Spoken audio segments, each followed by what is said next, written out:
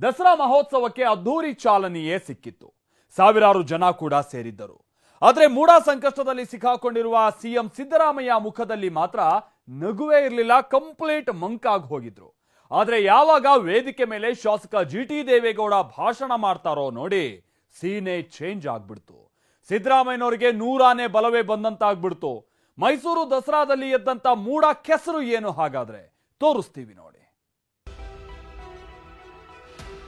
ಕುಟುಂಬ ನೋಡಿದವರಲ್ಲ, ಎಲ್ಲ ಗಾಜಿನ ಮೇಲೆ ಕೂತಿದ್ದಾರೆ. ಇಲ್ಲಿವರೆಗೆ ಯಾವ ತಪ್ಪನ್ನು ಕೂಡ ಮಾಡಿಲ್ಲ. ರಾಜೀನಾಮೆ ಕೊಟ್ಬಿಡಿ, ರಾಜೀನಾಮೆಯ ಸತ್ಯಮೇವ ಜಯತೆ.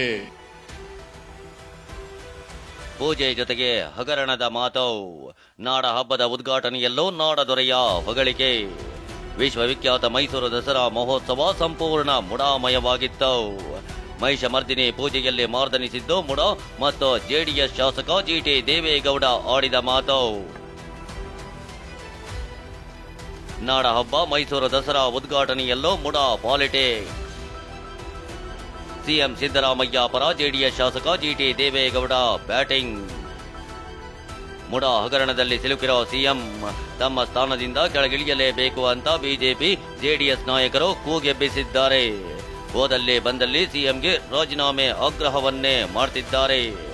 ಒಂದು ಹೆಜ್ಜೆ ಮುಂದಿರೋ ಕೇಂದ್ರ ಸಚಿವ ಎಚ್.ಡಿ. ಕುಮಾರಸ್ವಾಮಿ ಮುಖ್ಯಮಂತ್ರಿಗಳ ವಿರುದ್ಧ ಕೆಂಡ ಕಾರ್ತಿದ್ದಾರೆ.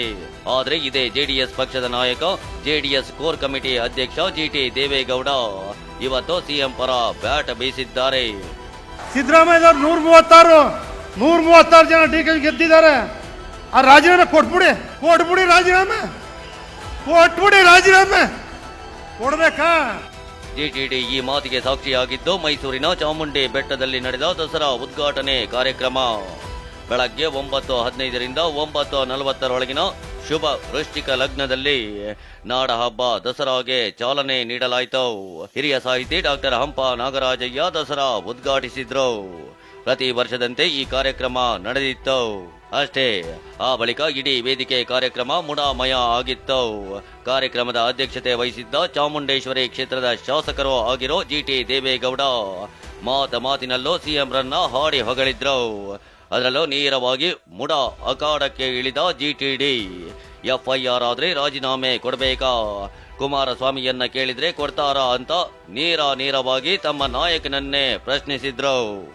ಸಿದ್ದರಾಮಯ್ಯನವರ ಅನಿರೀಕ್ಷಿತ ಘಟನೆ, ಆಕಸ್ಮಿಕ ಘಟನೆ, ಇದನ್ನ ರಾಜ್ಯಪಾಲರು ಇನ್ವೆಸ್ಟಿಗೇಷನ್ ಮಾಡಿ ಅಂತ ಹೇಳಿದ್ರು. ಜಸ್ಟಿಸ್ ಹೇಳಿದ್ರು, ರಾಜ್ಯಪಾಲರು ಹೇಳಿದ್ರೆ ಸರಿಯಾಗಿದೆ ಅಂತೇಳಿ. ಇನ್ವೆಸ್ಟಿಗೇಷನ್ ಮಾಡಿದ್ರೆ ಯಾವ್ದಾದ್ರು ಕಾನೂನಲ್ಲಿ ಜೈಲಿಗೆ ಹಾಕು ಅಂತ ಹೇಳಿದ್ಯಾ, ಇಲ್ಲ ರಾಜೀನಾಮೆ ಕೊಡು ಅಂತ ಹೇಳಿದ್ಯಾ, ಇಲ್ಲ ಯಾರು ರಾಜೀನಾಮೆ ಕೊಡು ಅಂತ ಹೇಳಿದ್ಯಾ ಕೋರ್ಟು, ಇಲ್ಲ ರಾಜ್ಯಪಾಲರು ಹೇಳಿದಾರ, ಇಲ್ಲ ಜೈಲಿಗೆ ಹಾಕಿ ಅಂತ ಹೇಳಿದಾರೆ. ಬೇರೆ ಕೆಲಸ ಇಲ್ವಾ ಮಾಡ್ಲಿಕ್ಕೆ ಅಭಿವೃದ್ಧಿ ಕೆಲಸಗಳು? ಕುಮಾರಸ್ವಾಮಿ 2 ಲಕ್ಷ ಜನ ಕೋಟಿಗಿಂತ ಕೊಡಕ್ಕಾಗ್ತದ? ಕೊಡಿ ಅಂತಾರೆ. ಸಿದ್ದರಾಮಯ್ಯ 136 ಜನ ಡಿಕೆ ಗೆದ್ದಿದ್ದಾರೆ.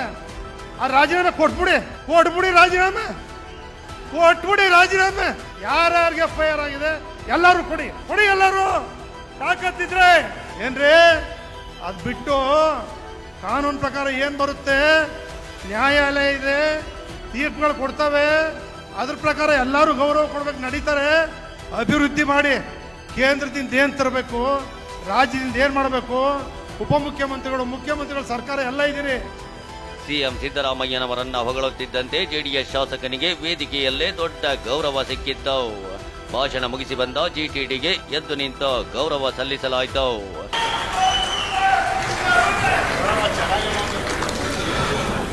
ಬಳಿಕ ಮಾತನಾಡಿದ ಸಿಎಂ ಸಿದ್ದರಾಮಯ್ಯ, ಜಿಟಿಡಿ ತಮ್ಮ ಪರ ಮಾತನಾಡಿದ್ದಕ್ಕೆ ಧನ್ಯವಾದ ಹೇಳಿದ್ರು. ಅಷ್ಟೇ ಅಲ್ಲ, ಅವರ ಮಾತಿನಿಂದ ಬಲ ಬಂದಿದೆ, ಸತ್ಯಮೇವ ಜಯತೆ ಅಂದ್ರು. ಜಿಟಿ ದೇವೇಗೌಡರು ಮೂಡಾದಲ್ಲಿ ಒಬ್ಬರು ಸದಸ್ಯರಾಗಿದ್ದಾರೆ. ಅವರ ಸತ್ಯ ಏನು ಅಂತ ಗೊತ್ತಿದೆ. ಅದಕ್ಕೋಸ್ಕರನೇ ಅವರು ಬೇರೆ ಪಕ್ಷದಲ್ಲಿ ಇದ್ಕೊಂಡು ಸತ್ಯವನ್ನ ನುಡಿತಕ್ಕಂಥ ಪ್ರಯತ್ನವನ್ನ ಮಾಡಿದ್ದಾರೆ. ಅದಕ್ಕೆ ನಾವು ಸತ್ಯಮೇವ ಜಯತೆ, ಸತ್ಯಕ್ಕೆ ಜಯ ಸಿಗ್ತದೆ ಅಂತ ಹೇಳಿರ್ತಕ್ಕಂಥದ್ದು ಇನ್ನಷ್ಟು ನನಗೆ ಬಲ ಬಂದಿದೆ ಅಂತಕ್ಕಂಥ ಮಾತುಗಳನ್ನು ಹೇಳಲಿಕ್ಕೆ ಬಯಸ್ತಾ ಇದ್ದೇನೆ. ಹಾಗಾಗಿ ಜಿಟಿ ದೇವೇಗೌಡರಿಗೆ ಧನ್ಯವಾದಗಳನ್ನು ಹೇಳಲಿಕ್ಕೆ ಬಯಸ್ತಾ ಇದ್ದೇನೆ. ಇನ್ನು ಒಂದು ಹೆಜ್ಜೆ ಮುಂದೆ ಹೋದ ಸಿಎಂ ಚಾಮುಂಡಿ ಕೃಪೆಯಿಂದ ಈವರೆಗೆ ಯಾವುದೇ ತಪ್ಪು ಮಾಡಿಲ್ಲ, ತಪ್ಪು ಮಾಡಿದ್ರೆ ಇಷ್ಟು ವರ್ಷ ರಾಜಕಾರಣ ಮಾಡಲು ಆಗ್ತಿರ್ಲಿಲ್ಲ ಅಂತ ಪರೋಕ್ಷವಾಗಿ ಮುಡಾ ಹಗರಣದಲ್ಲಿ ತಮ್ಮ ಪಾತ್ರ ಇಲ್ಲ ಅನ್ನೋದನ್ನ ಹೇಳಿದ್ರು. ಸುಮಾರು 40 ವರ್ಷಗಳು ತುಂಬೋಗಿದ್ದಾವೆ. ಚಾಮುಂಡೇಶ್ವರಿ ಕೃಪೆಯಿಂದ ಇಲ್ಲಿವರೆಗೆ ಯಾವ ತಪ್ಪನ್ನು ಕೂಡ ಮಾಡಿಲ್ಲ.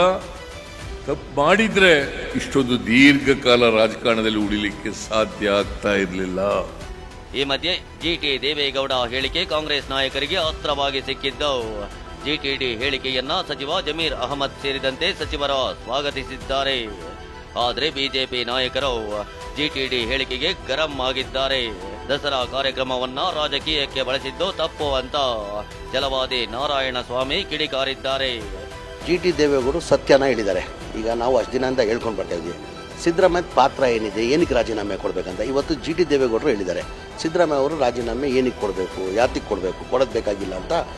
ಏನಕ್ಕಂದ್ರೆ ಜಿಟಿ ದೇವೇಗೌಡರು ಲೋಕಲ್, ಹೀಸ್ ಫ್ರಮ್ ಮೈಸೂರು. ದಸರಾದ ಗತ ವೈಭವವನ್ನ ನಮ್ಮ ರಾಜ್ಯದ ಮುಖ್ಯಮಂತ್ರಿಗಳು ಮತ್ತು ಕೆಲವರು ಶಾಸಕರು ಏನು ಆ ವೇದಿಕೆಯನ್ನ ರಾಜಕೀಯಕ್ಕೆ ಬಳಸಿಕೊಂಡಿದ್ದಾರೆ. ಇದು ನಾಚಿಕೆಗೇಡಿನ ಸಂಗತಿ ಅಂತ ನಾನು ಹೇಳಲಿಕ್ಕೆ ಬಯಸಿದೆ. ಒಟ್ನಲ್ಲಿ ಬಿಜೆಪಿ ಜೆಡಿಎಸ್ ಒಟ್ಟಾಗಿ ಸಿಎಂ ರಾಜೀನಾಮೆಗೆ ಆಗ್ರಹಿಸಿದ್ರೆ ಜೆಡಿಎಸ್ ನಾಯಕ ಮಾತ್ರ ಸಿಎಂ ರನ್ನ ಹಾಡಿ ಹೊಗಳಿದ್ದಾರೆ. ರಾಜೀನಾಮೆ ಯಾಕೆ ಅಂತ ಪ್ರಶ್ನಿಸಿದ್ದಾರೆ. ಅದೇನೇ ಇರಲಿ, ನಾಡ ಹಬ್ಬ ಮುಡಾಮಯ ಆಗಿರೋದಂತ ಸತ್ಯ. ಪ್ರಸನ್ನ ಗಾಂವ್ಕರ್ ಜೊತೆ ರಾಮ್, ಟಿವಿ9 ಮೈಸೂರು.